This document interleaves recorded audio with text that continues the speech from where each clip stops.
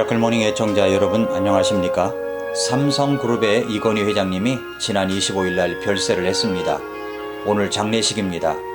저는 여러 신문들을 보면서 한 시대의 경제계의 거인 이건희 회장님이 별세한 후에 각계에서 쏟아진 반응들을 통해서 우리 모두 이런 기업가 정신 그리고 비전 꿈을 가졌으면 좋겠다고 생각을 해서 미라클 모닝 애청자 여러분, 우리 교회 성도 여러분들과 함께 이것을 나누기를 원합니다. 삼성의 이건희 회장님이 별세한 후에 쏟아지는 추모의 글 가운데 눈에 띄는 기사 제목이 있다면 바로 이것입니다. 삼성 덕에 한국인이라 말하고 다녀. 2030 이건희를 다시 보다. 이 기사 제목만 봐도 우리의 젊은이들에게 꿈을 가지게 할 수 있는 좋은 리더십의 모델이 있어서 참 다행이라고 생각되었습니다. 모두 다 아는 내용이지만 우리 그리스도인들이 구원받은 그리스도인들이 이건희 회장님의 투철한 기업가 정신을 통해서 배워야 할 것이 있다고 생각해서 몇 가지 생각해 보려고 합니다. 우리의 2030 젊은이들이 거인의 어깨 위에 올라타야 된다고 생각합니다. 그래야 우리나라의 미래가 있습니다. 세계적 기업가들이 나올 수가 있습니다. 여러 신문 기사들을 보면서 이런 기회가 아니면 이런 경제계의 거인에 대해서 나오는 기사 찾기도 힘들 것이라고 생각되어서 꼼꼼히 이런저런 기사를 스크랩하면서 목사로서 그리고 그리스도인으로서 우리 성도님들과 또 애청자 여러분들과 나누고 싶은 몇 가지를 정리해 보았습니다. 첫째로 꿈을 꿔야 된다는 것입니다. 이건희 회장님의 꿈은 바로 1등의 꿈이 있었습니다. 1942년생입니다. 이병철 삼성그룹 창업주의 3남 5녀 중 3남으로 태어난 고인은 1987년 삼성그룹 2대 회장에 올라서 26년 넘게 그룹을 이끌었습니다. 과감한 투자와 혁신, 1등 품질주의로 삼성전자를 세계 1위 전자회사로 이끌었습니다.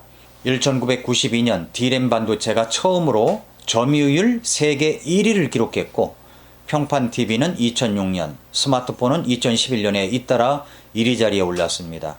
현재 삼성의 글로벌 1위 제품은 20개에 달합니다. 세계 경제에서 별다른 주목을 받지 못했던 변방 한국 기업이 글로벌 1위 기업이 될 수 있다는 자신감을 불어넣고 현실화한 혁신적 경영인이라고 할 수가 있습니다. 사실 창업보다 더 어려운 것이 2세 경영인입니다. 그런데 그것을 뛰어넘어 제2의 창업을 읽었다는 평가를 받고 있습니다. 교회도 사실은 창립한 그 목사님보다도 후임 목사가 교회를 이끌어가기가 더 어려운 것 같습니다. 이건희 회장님은 1993년 독일 프랑크푸르트에서 삼성전자 임원들을 소집했습니다. 그리고 신경영 선언을 합니다. 마누라와 자식 빼고 다 바꿔라. 그 이후에 삼성전자는 품질 경영, 디자인 경영 등으로 대도약을 이루어냈습니다. 고인은 바로 1등 정신을 가지고 있었고 세계의 1등의 꿈을 가지고 있었습니다. 그리고 1등의 꿈을 이루어냈습니다. 2030 여러분, 꿈을 꿔야 합니다. 아니 그 꿈은 2030만 꾸는 것이 아닙니다. 4050 여러분도 꿈을 꿔야 됩니다. 6070 그 이상의 여러분도 선배님 여러분도 꿈을 다시 꾸십시오. 꿈꾸는 자에겐 늙음이 없습니다. 꿈꾸는 자가 필요한 것입니다. 꿈이 필요한 것입니다. 두 번째는 변화에 대한 절박함을 가져야 합니다. 지금의 삼성이 있게 한 가장 극적인 장면으로 방금 이야기한 1993년 신경영 선언, 마누라와 자식 빼고 다 바꿔라. 이것이 위기 경영이었습니다. 경영진이 생산량과 판매량에 집중하자 이렇게 말했습니다. 우리는 자만심에 눈이 가려 위기를 진정 위기라고 생각하지 않는다. 우리는 이대로 가다간 망할지도 모른다는 위기를 온몸으로 느끼고 있다. 내가 등허리에 식은땀이 난다. 이렇게 우리 고 이건희 회장님이 이야기를 했습니다. 옆에서 보좌했던 한 경영자는 이 회장님은 끊임없이 위기를 공유하는 게 경영의 핵심이라고 믿고 있는 것 같았다고 하면서 위기감을 갖고 있는 조직은 절대 무너지지 않는다고 했다면서 이 회장님은 위기 신봉자 같았다고 말합니다. 모든 그룹 임원들과 사원들에게 위기를 절감하도록 하면서 삼성은 IMF 외환 위기에 앞선 1996년 이미 먼저 비상경영에 돌입했습니다. 당시 한 개 사업을 과감히 정리하고 차세대 유망 사업에 경영력을 집중하는 방향으로 사업을 재구축하여 경영 전 분야에 걸쳐 원가 경비를 절감했다는 것입니다. 그 결과 삼성은 어떤 국내 기업보다도 외환 위기를 큰 타격 없이 잘 극복할 수 있었고 2002년 무역수지 흑자 145억 달러를 달성했습니다. 그 당시 한국 전체 무역 흑자는 108억 달러였습니다. 지금은 정말 위기입니다. 이 사실을 감지하고 절박함을 가지고 바꿔야 되는데 이 나라도 그런 모습이었으면 좋겠다고 생각이 됩니다. 그리스도인 여러분, 우리는 지금 위기라는 생각을 해보셨습니까? 구원받은 하나님의 자녀로 살아가는 것 그 자체가 지금은 엄청난 위기 속에 있습니다. 교회를 보는 시선이 곱지 않습니다. 교회를 말살하려고 하는 연구 집단이 지금도 계속해서 어떻게 하면 교회의 문을 닫게 할까를 연구하고 있습니다. 그리고 아무도 모르게 툭툭 던져놓고 있는 것 같습니다. 그러나 그런 것만 생각하고 방심해서는 안 됩니다. 우리는 스스로 우리 자신이 지금 위기라고 깊이 인식하며 깨달아야 됩니다. 변화를 갈망해야 합니다. 로마서 12장 2절에서 너희는 이 세상에 동화되지 말고 오직 너희 생각을 새롭게 함으로 변화를 받아 하나님의 그 선하시고 받으실 만하며 완전하신 뜻이 무엇인지 입증하도록 하라고 말씀을 했습니다. 코로나로 인하여 역병이 창궐합니다. 역병은 예수님이 오실 징조입니다. 사인입니다. 그러니까 지금은 위기입니다. 이 위기의 때에 우리는 어떻게 살아가야 합니까? 신실함과 진실함으로 믿음 생활을 해야 합니다. 정신을 차려야 합니다. 지금은 위기의 때입니다. 작은 상점으로 시작하여 세계의 1등 기업으로 만들어 놓은 이면에는 바로 이 위기의식이 있었습니다. 저와 여러분이 1등 그리스도인이 되어야 합니다. 그 이면에는 바로 위기의식을 가지고 살아가야 하는 것입니다. 그것이 저와 여러분을 그리스도를 나타내는 진정한 그리스도인의 모습이 될 수 있게 하는 것입니다.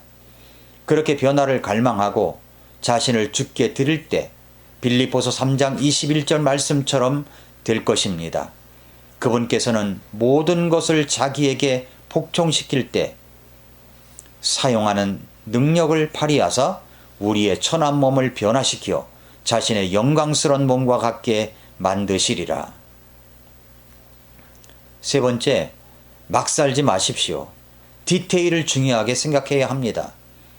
1980년대 말쯤에 이건희 회장님이 삼성 스포츠단 전체 운영을 맡겼던 분이 당시 제1모직 탁구단 박성인 감독이라고 합니다. 왜 그러냐면 이건희 회장님이 그 박성인 감독의 훈련 일지를 보고 그랬다는 것입니다.